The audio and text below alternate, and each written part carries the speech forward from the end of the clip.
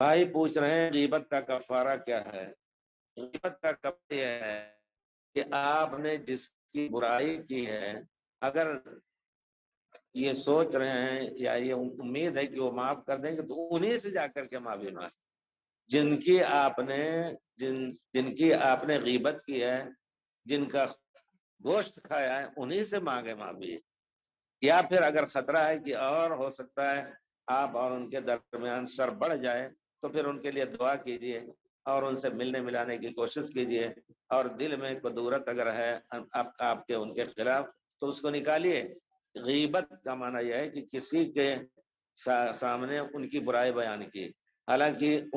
کسی کی برائی اسی کے سامنے بیان کرنی چاہیے، یہ ہونا چاہیے۔ تو یہی اس کا کفارہ ہے۔ اور اگر نہیں خطرہ ہے کہ اور آپ کے پیچھے پڑ جائیں، ہو سکتا ہے وہ اور زیادہ آپ کو ستائیں، تو پھر آپ ان کے لیے دعا کیجیے، اللہ تعالیٰ دلوں کو جانتا ہے انشاءاللہ۔ اگر وہ شخص ناراض ہوتا ہے تو ان سے معافی مانگے، ڈر لگتا ہے، شاید خوف ہے، تو وہی کریں کہ آپ ان کے لیے دعا کریں، اللہ تعالیٰ ان کے دل کو نرم کرے گا۔ قیامت کے دن انشاءاللہ اللہ آپ کے اخلاص کو دیکھ کر کے ان کو بھی راضی کر دے گا، آپ کو بھی راضی کر دے گا، اور قیامت کے دن اس غیبت کی بنا پر ان کی غیبت والے کی نیکیاں چھین کر کے اور جن کی غیبت کی گئی ان کو دے دیا جائے گا۔